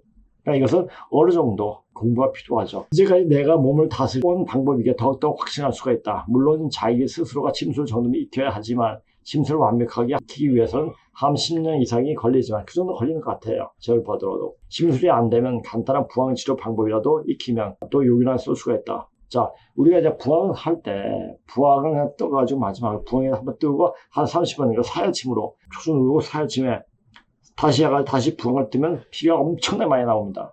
지금 특히 백신 맞은 트랜스휴먼들도 이렇게 하다 보면 몸에 나쁜 게 다 빠집니다. 그래서 이렇게 치료하면 아마 백신 독이 다 빠지지 않을까 얘기 싶기도 합니다. 반드시 부항을 하고 나서 사혈침을 한 30분 국물 뜨고 그리고 다시 부항을 떠가지고 쭉 뽑아야지. 그럼 시커먼 피가 나올 겁니다. 그게 독소가 나오는 거예요. 그것도 알려드리는 거예요. 그냥 되는 게 하나도 없어요. 저도 이제 여러 가지 공부하고 여러 가지 해보니까 안 거예요. 그리고 간이나 신장, 골수에 이상 생긴 약으로 치료가 되지 않으면 이식을 권하는 것이 아주 일반 병원에서는 이식을 권해요. 근데 이식은 왜 그럽니까? 돈 벌기 위해서 하는 거예요. 그러니까 이식 안 해도 되는데 안 하고 자연요법으로 치료가 되는데 무조건 이식을 권하죠. 병원에서는 돈 벌기 위해서. 이것이야말로 정말 쥐어기를 주는 것 같다. 일단 이식을 하고 나면 죽을 때까지 면역 억제해서 먹여하게 좋다는 거 먹지도 못하고 맨날 약만 한 움큼씩 먹는 일이 벌어진다. 의사들, 환자들 예전 그런 거 없다. 어떻게 하면 돈이 될까 하는 생각밖에 없다. 약만 먹이면 되니까 어떻게든지 약에 의존하게 만들어버린다. 그래야지 병원도 제약회사도 돈이 들어오니까. 자, 이런 생각으로 하는 거예요. 이런 생각으로 하다 보니까 병원을 걸렸을 때 병원에 의존하다 보면은 어떤 사람이 이렇게 얘기해요. 의사들 진짜 공부 많이 하는 사람인데 그 사람 말을 믿어야지 누구 말을 믿느냐. 근데 공부하다 보면 의사 완전 사기꾼이야, 도둑놈이야. 자, 우리가 국가에서 인정하는 사기꾼 3가지가 있죠. 누굽니까? 변호사, 세무사, 의사. 도둑놈들이에요. 사람의 목숨 가지고 장난치는 의사만큼 큰 도둑놈은 없죠. 그것을 명확히 알아야 돼요. 자, 오늘 시간이 한 50분 정도 됐는데 이게 좀 굉장히 양이 많아요. 양이 많은데 조금 어느 정도 시간까지 제가 이걸 좀 저는 이제 문종창 씨에 대해서 이야기를 해주길 제약계 그냥 당군발이 대두적이에요. 문종창이. 이시조선이 일본에게 외교권을 뺏긴 다음 해 호남 3대 문호의 한 사람인 해악 이기가 독립운동을 하는 과정에서 아래 책들을 감수하고 그의 애제자 운초 계연수가 5종의 책을 묶어 천지광명의 옛 역사 기록, 즉 환단고기라 했다. 환단고기의 구성을 보면 먼저 신라 때 안암로의 삼성기상, 고려 말 원동중의 삼성기하가 있다. 원동중이라는 가는 태종 이방원의 스승인 원천석일 가능성이 많다고 한다. 강화도에서 단군조 2000년 왕조사 설을 푼 행촌 이암의 단군색이 보개거사 범장의 북부여기가 있기도 하다. 또 이암의 현손인 일식당 이맥이 조선 중종 때 실록을 기록하는 찬수관으로서 비밀스럽게 내려오는 모든 문헌을 정리하고 또 일찍이 충청도 괴산의 귀양을 가서 수집한 내용을 합쳐서 태백일사로 묶었다고 한다. 태백일사에는 삼신호제본기를 비롯하여 한국의 역사인 환국본기, 배달의 신시본기, 단군조의 사만관경본기, 그 다음에 환국, 배달, 조선의 문화경전천부경, 삼일신고 등을 담은 소도경전본원이 있고 그리고 고구려국본기, 발의 역사인 대진국본기, 고려국본기가 들어있다. 문정창은 군국일본 조선강점 36년사에서 일제는 조선을 강제 병탄한 1910년부터 1911년 말까지 약 1년간 조선 초대 총독 데라우치 마사다케의 주도로 불온서적을 수색한다며 군경을 동원, 마치 군사작전을 벌이듯 전국 각지에서 51종 20만 권의 사설을 강탈하거나 소각했다.고 밝혔다. 이뿐만이 아니다. 사료 수집 기간은 1910년 11월부터 조선사 완간 직전인 1937년까지 27년간 계속되었다. 일제의 조선 총독부가 단군조선 등 우리의 역사를 왜곡 말살하기 위해 마련한 1938년 6월에 발행된 조선사 편수회사업계여에서는 1923년부터 1937년까지 15년 동안 차입한 사료가 무려 4,950종이라고 밝히고 있다. 1910년 11월부터 1년 2개월 동안 수거된 서적이 51종에 20여만 권, 그 뒤 15년 동안 차입한 사료가 4,950종이다. 일제는 단군조선 등 한국사 관련 사료 등을 수집 시 한반도는 물론 일본, 중국 및 만주에 있는 것도 수집하였다고 한다. 일본의 사학자이면서 평론가인 하라타 사카이루의 저서 역사와 현대에 보면 1923년 7월 조선 총독부 조선사 편찬위원회 구로이타 고문이 대마도에 사료 탐방을 하였을 때 한국과 관계가 있는 문서, 고기록 등이 다수 대주고 번주 종백작가에 있는 것을 알고 고문서류 66,469매, 고기록류 3,576책, 고지도 33회 등을 은폐 또는 분서했다.고 밝히고 있다. 도대체 얼마나 많은 우리 서적을 압수하고 불태웠는지 알 길이 없는 것이다. 저는 이 사람 제가 좀 많이 봤으니까. 근데 제가도 얘기했지만 이 사람 연구가 절대 부정할 수 없는 게 한 90% 맞아요. 그런데 그것을 어떤 게 맞고 어떤 게 틀리는가 이것을 분별할 수 있는 눈이 필요합니다. 자, 문종창이 쓴 한국 슈메르 이스라엘 역사에는 이스라엘 민족을 이루게 한 율법과 계획을 그대로 받은 곳이 바로 시나이 산이다. 이스라엘이 정착하기 전에는 팔레스티나 그 밖에 어느 곳에서도 야훼 신앙의 흔적을 찾아볼 수 없고 또한 그 이전에 문헌에도 야훼라는 신명이 언급된 사례가 발견되지 않고 있다. 자, 이 모든 사건들 위에 모세라는 인물이 탑처럼 우뚝 솟아있다. 그가 이스라엘 신앙의 위대한 창시자라는 것을 의심할 수 없다. 야훼라는 말이 모세의 조상들이 시족에 적용되어 있던 예배상의 명칭이었는데 모세가 그것을 이스라엘이 하나님이 공식 명칭으로 채택했을 것이라고 추측할 수도 있을 것이다. 이건 존 브라이트가 말하는 이스라엘 역사 속에 나오는 말입니다. 야훼라는 말, 야자가 뭡니까? 어조사 야자. 이게 선문해자에 어떤 말이 나오냐면 이것은 여엄야라, 즉 보지 야자라는 얘기예요. 야훼. 회가 이제 이것도 이제 선생님 전문 이거 회가 어떻게 나왔는지 그걸 기억을 제가 또 봐야 될 겁니다. 근데 야훼란 말은 바로 어조사 야에서 나온 거예요. 그러니까 야훼가 여호와하고 똑같죠. 그렇죠? 여호와죠. 바로 존 브라이트의 시족 서신화서는 더할 나위 없이 정확한 것으로 본다. 여호와는 만주 요동반도 지방에 자지했던 여호와 실일편을 말할 것이라고 말하고 있다. 만주 요동반도가 아니죠. 산동반도죠. 그렇죠? 요까지. 그러니까 어느 정도 알고 인식을 했는데 정확하게 말을 못했어요. 왜? 그때 글자를 모르고 그냥 전에 내놓은 문헌 가지고 이야기하다 보니까 이렇게 생겨가 버리게 된 거죠. 여호와는 구약에서 인류를 만든 하나님으로 불려지고 있는데 그 이유 때문인지 몰라도 문자로 보여진 일림, 즉 하나님시 신농시 이름이 가려지게 되었다. 자, 역사는 계속 신농시를 가렸어요. 그러니까 신농시의 역사도 어떻게 됐습니까? 전설로 그냥 보내버리고 자기가 대단한 것처럼 특히 우가 저도 얘기했잖아요. 우가 이제 자기 아버지를 높이기 위해서 귀체가 생겼다고. 그러니까 제 각 28수 앞에, 전에도 얘기했죠. 28수 해 앞에 각인데 그것이 제일 높은 사람으로 이제 자기 아버지를 높이 세우죠. 그러니까 그때부터 이야기가 쭉 내려오는 게 어떻게 됐습니까? 여호와도 누구니까 우리 부인이에요. 그러다 보니까 여호와는 그쪽보다도 이제 시가적으로 이렇게 더 생각하는 게 아닌가 또 싶기도 해요. 여호와는 순이 유신제에 반대하여 하와 결탁하여 제수를 창원에서 죽이고, 자, 어떻게 죽일 것인가 모여한 게 언제입니까? 그러니까 중계시하고 사모무하고 사모신. 사모신은 누구냐면은 오웨시의 형제의 딸이에요. 그렇게 되면은 맨 처음에 이제 순의 딸인 줄 알았어요. 왜 딸이 아버지를 죽이려고 음모했을까? 라는 굉장히 의심을 했죠. 자료다 보니까 그러니까 순표를 보면서 그냥 확실히 알게 됐죠.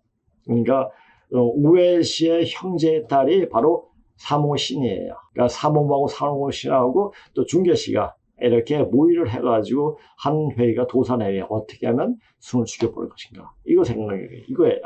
창고에서 죽이고 그녀의 아들인 하계에게 저희에 대한 갈등, 모계조 혹은 부계조로 가는 데에 대한 것으로 죽임을 당하게 되면서 조선이 문을 닫게 되는 빌미를 주고 황제조 계통이 남자 쪽으로 왕위가 계승하는 하의 역사가 시작되는 계기를 만들어주고 있다. 사실 여호와 입장에서는 남편이 하나씩 하자는 유신제보다는, 그러니까 부계제는 부계의 힘이 세지만 자 모계제에서는 자 엄마 쪽이 입김이 세죠. 그러니까 여자의 입장에서, 그러니까 공부하다 보면 중계씨가 엄청 대가 센 여자인 것 같아요. 자, 중계씨가 누굽니까? 제국의 부인이었죠. 유신제보다는 양금제, 서방이 둘이는 양금제 옹하고 여자 힘이 더 실린 목곤자가 더 좋았을지도 모르니까 추정이가 제수죠. 쓰면서 아마도 그런 갈등 때문에 하계가 자기 어머니 여호와를 죽이는 일이 벌어지지 않았나 여겨진다. 근데 하계가 알고 죽였을 거예요.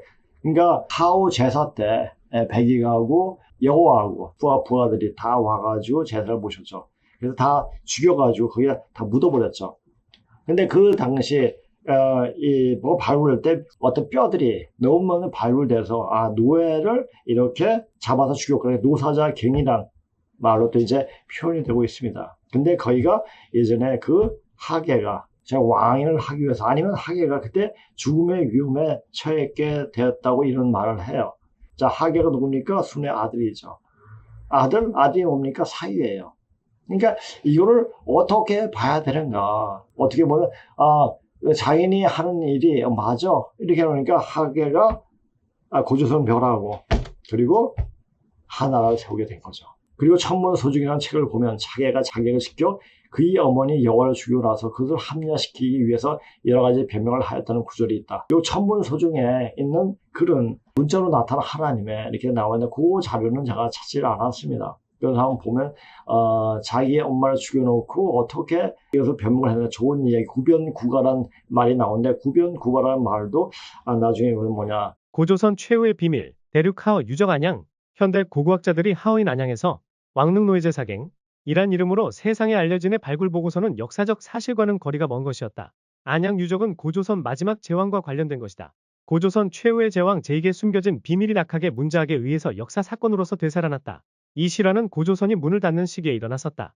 하우시가 그의 세 아들 모계체제 사위 제2객에게 선양했다가 이에 불만을 품은 그의 친아들 하계에게 왕위를 찬탈당하는 참극이었다. 반도에 느닷없이 조선이나 한이란 민족 집단이 이루어지겠는가? 그러한 까닭이 분명치 못하니까 자기 표현을 바르게 하지 못하고 매양 남이 써놓은 문헌만 붙잡고 온갖 어려움에서 헤어나지 못한 것이다. 마지막 책천부 사고는 진나라의 국시이며 긍지인 혁사 만화의 까닭을 설명할 수 있는 근거이며 시황제께서 분석행유한 까닭을 바르게 밝힐 수 있는 역사의 숙제이다. 고조선이 역사에 등장했다가 어떻게 없어졌는지도 밝혀낼 수 있는 무서운 명문이다. 10제 구대사의 구대 천자가 되신 제익을 온갖 부당한 논리로 감추다가 책시를 천자로 한다는 부사사시 제후가 선양한 새아들 사위를 폭력으로 제거하였다. 일찍이 들어보지 못한 정치적인 야욕 때문에 자기 어미까지 죽이는 불상사가 이제야 구론의 천문에 의해서 재해석해 되었다. 어찌 속일 것인가? 계극빈제, 구병구가, 하근자도모, 이사분경지, 이 비통한 하늘에 묻는다가 고조선의 애절한 물음이다. 가시 극은 찌르극에 같은 음길이 빌린 이른바 가차다. 삼갈 근자는 이미 낙선생이 근문신고 우편에서 사로잡을 금으로 읽고 머스마이 자를 사위자로 읽었는데 소남자가 앞 대목에 빈제나 책천부사고 의천자에 근거하여 천자로 진일보하여 새로이 읽어서 손님으로 오신 임금을 찌르고로 고쳐 읽었다. 여기서 도모라고 한 표현은 역사 일에 자기의 욕심을 채우기 위해 어미를 죽였다는 얘기는 일찍이 없었던 이야기다. 이 하늘에 묻는다는 애절한 사연이 한국학이 아직도 제대로 밝혀내지 못한 천고의 비밀이었다. 우리가 4천여 년 전에 있었다고 끈질기게 주장해온 해묵은 숙제였다. 고조선이 역사에 등장했다가 어떻게 문을 닫고 그 다음에 역사는 어떻게 진행되었을까에 대한 의문은 이 한 구절 18자를 어떻게 해석하느냐에 따라서 문제 해결에 이른다. 근래 낙빈기 선생은 고조선 시대의 유물인 청동기 명문을 역사 이래 처음으로 읽어내셨다. 그의 근문신고 40만 자의 마지막 부분에 실려있는 제후의 역사를 풀이하면서 읽어낸 해석은 다음과 같다. 천문에 있는 이 대목을 해석한 사람이 인식하길 이 일장의 주어는 개이다. 때문에 근자한 사람도 개고 어미를 죽인 사람도 개이고 죽음과 경계가 나눠질 사람도 개다. 또한 하계의 근자라고 한 것에 자는 사위 서이며 그리고 도모 어미를 죽이다 다라고 해야 옳은 해석이다. 여기서 근자는 종래 많은 학자들이 마치 여와씨가 개를 낳고 죽은 양 온갖 잘못된 해석을 해왔다가 앞에 요즘 학자 손자군에 이르러 이 문장의 주어가 하계라고 해석한 것이다. 더 나아가서 낙선생은 일반 고고학자들이 은어 안양에서 발굴하여 노이제사경에서 나타난 책천부사고 39856호묘 출토의 무덤이 부사시 제후가 그의 새아들 사위 책방시 제익에게 다음 천자로 책봉한 기념물임을 해석해냈다. 따라서 그 무덤 가까이에 7952호 무덤에서 나온 비작 등 여러 무덤 가운데 79와 89에서 나온 여러 청동기 명문은 하우시 제삿날 임금이 새어머니, 장모, 사모무, 여호와와 함께 제사 지내려 왔다가 하계가 매복한 충견들에 의해 무참히 살해당해 묻힌 무덤들이라는 일찍이 들어보지 못한 새로운 해석이 당대 기록과 전승된 여러 문헌의 기록에 의해서 4천년 세월을 지나서 오늘에서 밝혀지게 되었다. 이런 역사 사실을 감추고 소위 상서에서 제후의 아버지인 곤이 물난리 홍수를 잘못 다스려 우산으로 귀양 보내서 죽였다거나 하우시를 태워보키시 또는 그의 누이 동생이 여와시라고 꾸며서 마치 역사에서 사망이라고 해서 신농시 이전에 있었는 양 말하여 신화 전설이 된 것을 낙학이 등장하여 기록 검증을 통하여 제대로 밝혀내게 되었다. 여기서 덧붙일 토론은 앞에서 인용한 계극빈제, 구병구가 의 새로운 해석이다. 이 대목은 다음에 어찌하여 사위를 사로잡고 근 이꼬르 금과 연계해서 해석되는 대구다. 이 근자를 낙학은 금자라고만 해석하면서 앞에 책천부사의 해석과 빈제의 임금이 연결되지 않는다고 비평했다. 따라서 걔는 어째서 손님으로 오신 임금님을 찌르고 죽이고 9번 거듭거듭 변명하고 거듭거듭 좋아했을까? 라고 재해석하였다. 자기 아버지 제후에게 제사 지내러 온 어머니와 임금을 죽이고 변명하고 좋아했다는 이 대목이 역사에 고조선이 있었다가 220년 만에 문을 닫고 하계의 하나라가 시작되는 대목이다. 여기서 아들에게 죽임을 당한 어머니 사모무는 몽고 사막을 넘어서 아시아와 유럽의 중간지대에 있는 대원시초원으로 이동하는 양떼를 따라 말등에 실려서 서쪽으로 흘러가서 제우스도 되고 여호와도 되어 천지 창조신으로 거듭나는 것이다. 여하튼 여호와는 조선이 망하게 하는 빌미를 주었기에 한간에는 이 여식 같은 조선을 망칠자. 이 여식 같은 년 조선을 망칠자. 이 말이 민비 때문에 나온 줄 알았어요. 민비가 또 이 짓을 했잖아요. 민비만 아니고 이주의 왕이 전부 그 짓을 했는데 이런 말이 계속 내가 민비 때문에 모두 이 여호와 때문에 기독교의 하나님 이 여호와 때문에 이런 일이 벌어진 거죠. 이 여시 같은 조선을 망칠령이라는 말이 지금까지 세간에 전해지고 있는 이유일는지는 모른다. 근데 이런 말은 우리 어릴 때 굉장히 많이 이야기했습니다. 그래서 제가 알고 있는 거예요. 근데 요새 사람은 모르더라고요. 그리고 우리가 일반적으로 알고 있는 여호와죠. 여호자예요. 자, 여호와는 토템이 여호예요. 그러니까 이 학렬에 있는 그 순임금도 역시 여우, 그래서 온 게 유시 이렇게 되는 거죠. 어떻게 그려져 있는지 구약을 통해 이야기하기 전에 우선 이 백과사전은 어떻게 쓰여 있는지 알아보고자 한다. 여호와, 고대 유대교, 특히 구약 성서에 나오는 하나님 이름, 기온과 그 이름의 뜻에 대해서는 여러 학설이 있으나 확실한 것은 알 수가 없다. 구약 성서 출애굽기에 따르면 모세에게 처음으로 이 신의 이름이 계시되었고 또 이 신의 이름이 예히 아세르 예히야 나는 스스로 있는 자이다로 설명되어 있다. 여호와와 모세 인도로 이집트를 탈출한 이스라엘 백성 사이에 맺어진 계약, 시나이 계약이 증표인 십계명에 여호와의 이름을 함부로 부르지 못한다는 계명이 있었다. 고대 이스라엘은 물론이고 오늘날의 유대교도 이 계율을 굳게 지켰기 때문에 하나님이 원래 오래도록 잊혀져 왔다. 이것이 여호와로 판명된 것은 19세기 이후이다. 원래 이스라엘의 하나님인 여호와는 구약 성서의 예언자에 의해서 절대 유일신으로 높아졌다. 여기서 절대 유일신이라고 생각한다면 하나님이라는 용어가 적합하지 않은가 생각되면 유일신, 그렇죠? 유일신 하나님, 하나밖에 없는 님, 하느님이란 인격체가 아닌 무형인 존재로 말하고 있기에 하나님을 잘못 해석된 게 아닌가 생각되며, 자, 우리가 하느님이 보호하다 우리가 이렇게 하잖아요, 그렇죠? 근데 원래 맨 처음에 가설을 보면 하나님이 보호하사 우리나라 만세 이렇게 됩니다. 그 하나님 누굽니까? 염제 신동시예요. 우리는 음으로 양으로 계속 우리의 직계조를 고조선을 처음 세우신 그 분을 칭송을 하고 찾았던 거예요. 근데 그 분이 누구인지를 몰랐죠. 모르고 믿는 것도 역시 믿는 거죠. 그렇죠? 그러니까 기독교가 외래 종교다로 폄하하는 인간들이 많아요. 특히 민족 종교라고 하는 것들이 그런 얘기를 해요. 민족 종교, 당군파는 민족 종교가 이게 제대로 된 종교입니까? 아니죠. 그러니까 이 공부가 근본적인 역사적 내용을 반만년의 문자를 공부하지 않으면 헛소리만 하다가 끝납니다. 자, 여기서 절대 유시라고 생각한다면 하나님이란 용어가 더 적합하지 않은가 생각되며 하나님이란 인격적이 아닌 무형의 존재를 말하고 있기에 하나님을 하나님으로 잘못했던 것이 아닌가 생각되며 하나님이란 절대 기독교적 개념을 나타낸 것이 아님을 알 수가 있다. 근문신고 전적집에 쓰여진 원문 그대로 여호와에 대해 어떻게 쓰여 있는지 3편 살펴보면, 그러니까 이걸 보면서 다 이야기해야 되니까 근문신고 전적집, 화폐집, 병명집, 인물집 이렇게 있지 않습니까? 그건 제가 좀 이야기했으니까 이제 아시겠죠. 그러니까 제가 이제 근문신고니까 이렇게 좀 소개를 해드릴 겁니다. 진황모는 제왕세기 한 굴에서 우리에게 고사가 자료를 남겨주었는데 이를 그 증거로 삼을 수가 있다. 우는 처음에 여호와라 불리는 도산, 곧 유태씨. 그러니까 여호와의 아버지가 곤이에요. 곤 뭐죠? 바로 신노시 셋째 아들 이렇게 오게 셋째 아들이 또 넷째인가 이렇게 근데 이게 물고기가 토템이에요. 그래서 기독교가 물고기에 나오는 거예요. 물병자리로 들어간다고 그러죠. 그 자체도 이제 여기서 다 이야기 되고 있습니다. 그러니까 여기서 추적하면서 이렇게 사람들은 이때가 올 것을 다 이야기하고 말을 한 게 아닌가 싶기도 해요. 그래서 아리랑인 것도 우리가 이제 고프를 떠나면서 아사자를 떠나면서 불렀던 아리랑인데 그 아리랑이 이제 다시 돌아오게 돼요. 우리 근본 역사를 찾으면 심리를 못 가서 발표가 안 나고 심리를 가게 되는 거죠. 완성된 땅으로 가게 되는 겁니다. 그러니까 원시가 역사적 내용을 반만년의 문서도 정확히 알아야 돼요. 자, 이 딸을 맞아들여 태생에서 혼인하였다. 이것이 제왕세기에 나오는 말이에요. 그리고 백호 구미, 꼬리 9개 달린 백여의 징조가 나타났다. 그래서 이것이 아주 길조라는 얘기죠. 여호와 즉 확실히 유녀였다. 따라서 연산이가 말하기를 우는 도산이의 자식을 취하였는데 이름은 유녀라 불렀으며 개를 낳은 바로 그 여자를 말한다. 개의 엄마가 여호와라는 얘기죠.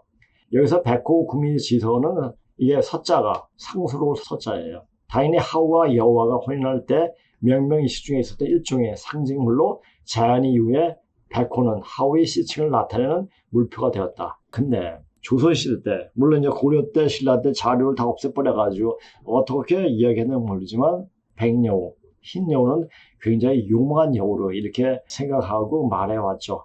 언제부터? 이조 때부터. 그러니까 우리의 역사를 고대에서 완전 뭉개버린 게 바로 이조예요. 이런 걸 공부하다 보니까 이조가 얼마나 역같은 왕조였는가 라는 알 수가 있습니다. 그것을 지어주려고 노력한 게 일본이었어요. 근데 아직까지 그런 여파가 계속 있죠. 대한민국이 완전 끝나야지 그 여파가 완전 없어진다. 그래서 이런 방송이 굉장히 중요한 거예요. 이조에 대해서 명확히 알 때, 대한민국에서 대해서 명확히 알고, 자, 대한민국에서 명확히 알고 대한민국이 왜 끝나야 되는지.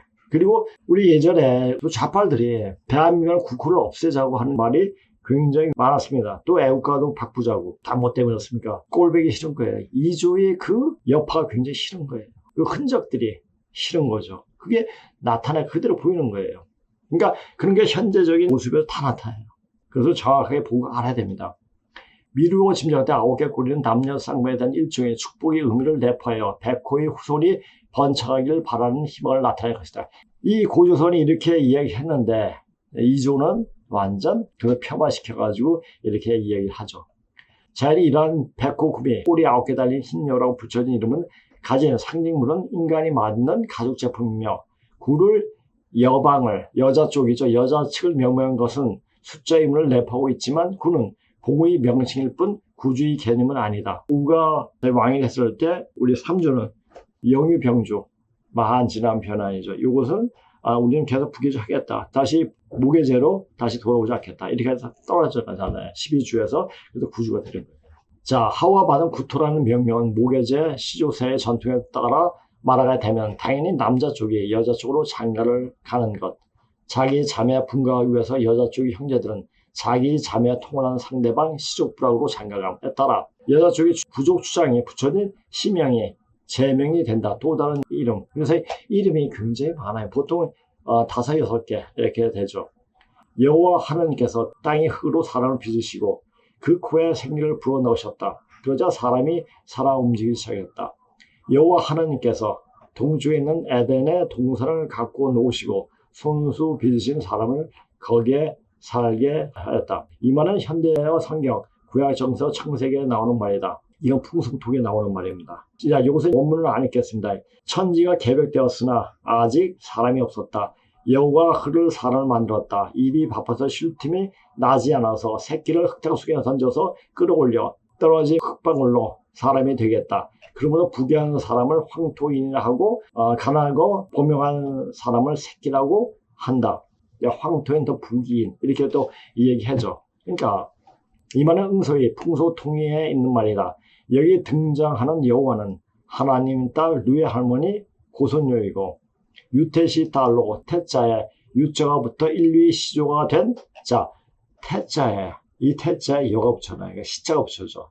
인류의 시조가 된 백고 구미 지서로 바로 한인이 말하는 동이족의 딸이다. 자, 이렇게 글 속에서 하나하나 나타납니다. 그래서 하나하나 이렇게 집어서 이렇게 공부하다 보면, 야, 이 근문시구라는 책이 완전 인류의 보배구나 하는 생각이 많이 듭니다. 이러한 역사 사실이 동양과 특히 한국학을 연구하는 입장에서 이런 관점으로 보게 된다면 한국 민족의 공동신앙이 되다시피 한 기독교 내력도 우리 입장에서 다시금 연구되는 새로운 단서가 될 것이며 여호와 할머니도 돌아 기독교의 이름으로 다시금 우리 마음속에 살면서 들어와 인식을 하고 있다는 것을 느끼게 될 것이다. 자, 이게 보세요. 이걸 공부하면서 기독교가 외래 종교가 아니라 바로 우리 할머니를 모시는 종교라는 사실을 알게 되죠. 그러니까 일반 사람들, 일반 환빠들이 이야기하는 외래 종교라고 이야기하는 그 자체가 얼마나 잘못된 말인가를 알 수가 있고 걔네들이 얼마나 잘못되게 역사를 인식하고 있는 것을 알 수가 있죠. 복희가 쥐고 있는 귤을 방향으로 만들 때 또 여호와가 쥐고 있는 귤을 여호와하고 복희 씨하고 그러니까 복희가 누굽니까? 복희가 바로 우리예요. 귤을 원을 그릴 때 쓰는 지금 말로 컴파스를 할 수 있는 것으로 복희 여호와가 우주를 창조할 때는 기구라고 해석하였다.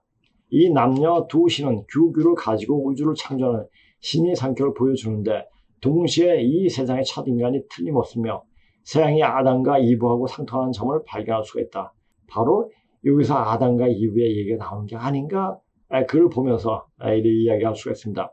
이 말은 단군신화 신연구에서 여당 김재원 박사가 무시사당 화상석에 보이는 단군신화 속에 있는 말이다. 그러니까 이 단군신화 신연구란 말도 1947년에 나온 책이에요. 근데 이걸 통해서 보면 단군이 더 나올 곳이 없는데 만약 이분이 구건물을 보고 하여튼 우리가 이 단군에 빠져가지고 우리 조상을 엉터리로 말하는 그런 일은 없었을 겁니다. 여당이 바로 김재원 박사예요.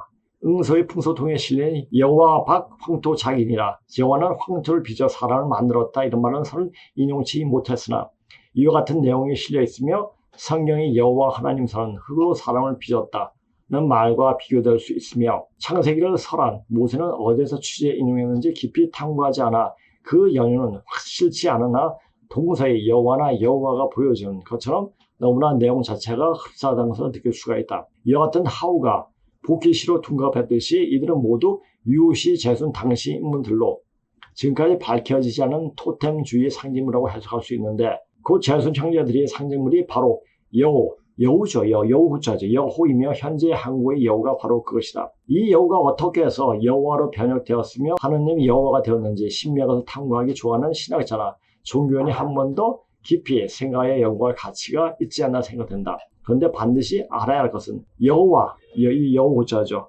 여호와는 사람의 씨를 가진 남성신이 아니며 남성의 씨를 받아서 사람을 낳는 여성이고 동의적인 여자를 가리키며 하나님의 신노시 5대 소녀이다. 이렇게 서슴없이 말할 수 있는 근거는 청동기 명문이 그러니까 반만 년 전에 청동기에 새겨져 나오는 문자가 바로 청동기 명문이죠. 이게 새길명자예요. 전선된 내려오기 때문이며 호정은 여우를 그리고 그림을 붙인 것이 있어서 과외 설명이 가능하다. 자, 이것은 이제 거기에 나오니까 문자로 나타난 하나님에 나오니까 이거 한번 보시기 바랍니다. 여러 토템을 붙인 부신은 제국 고신씨로 고신씨가 그의 작은 마누라 견이라고도 한다. 낳은 딸 아왕을 짝 지으면서 그의 사이에게 붙인 새로운 이름이며 제순이 동서인 성시 오해시에 붙인 이름이다. 이러한 역사 사실이 동양학 특히 한국학에서 깊이 연구가 진행되기만 한다면 근데 연구가 될까요? 자, 이런 연구를 하려면은 적어도 20년 넘게 공부하다 보니까 이게 보이는 거예요. 맨 처음에는 그냥 그런가 보다 했죠. 이것이 공부하다 보니까 공부한 게 아니라 정확하게 기독교 역사와 기독교 구약과 신약에 대해서 정확하게 공부를 해줘야 돼요. 하면서 어디가 잘못되고 어디서부터 이렇게 이런 말이 나왔는가를 그걸 알아야 돼요. 그러니까 공부할 시간이 굉장히 많이 요구되는 공부입니다. 그러니까 진행을 할까요? 진행 못하죠. 모르겠습니다. 이제 때가 돼가지고 이것은 증상 대설수에 하실 말이 우리 일은 한 사람에 있어도 되는 일이다. 이 말은 이게 한 사람은 제대로 공부한 사람이 있으면은 이제 되어진다는 말이 될 수도 있습니다. 그 말은 자, 우리 땅에 이런 근무식무에 대한 정확한 해석과 이런 가르침을 해주신 분은 누구십니까? 바로 소남자 선생님입니다. 소남자 선생님을 통해 가지고 제가 그 책을 받고 그렇게 선생님 쓰신 책들을 이렇게 다시 연구하고 공부하면서 이렇게 다시 써가지고 보여드리는 거예요. 한국 민족의 공동신앙이 되다시피 기독교 내력도 우리 입장에서 다시금 연구되는 새로운 단서가 될 것이다. 자, 우리 입장에서 그러니까 제가 이제 고등학교 다닐 때 매일 아침마다 찬송을 불렀습니다. 주는 나를 기르신 목자여 이런 노래가 있습니다. 이걸 들으면서 목자가 누구시냐?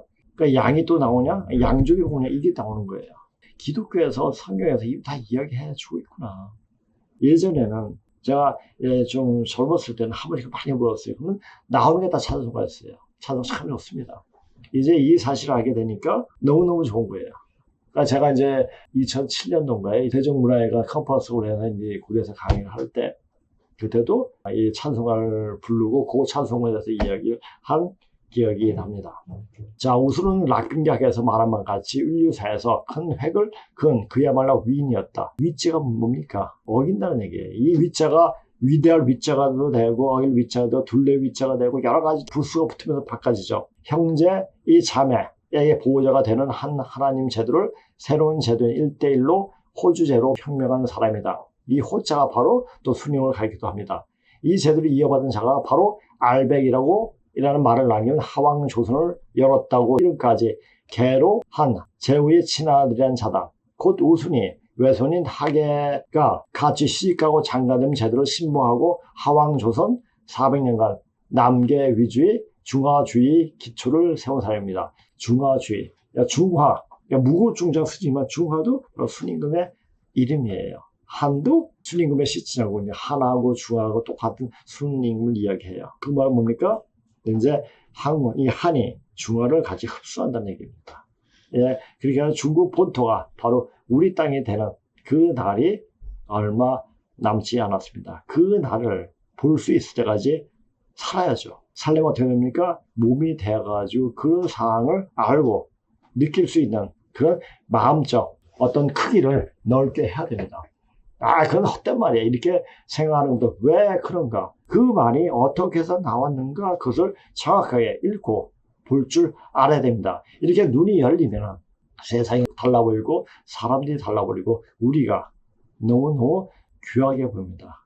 우리 귀한 사람 모두가 이 방송을 보신 분이 모두 귀한 사람이에요. 이 귀한 사람들이 모두 같이 손에 손잡고 자, 후천 가을 성경새로 같이 가기를 기원 드립니다. 자, 오늘 방송 이것으로 마치겠습니다. 안녕히 계세요.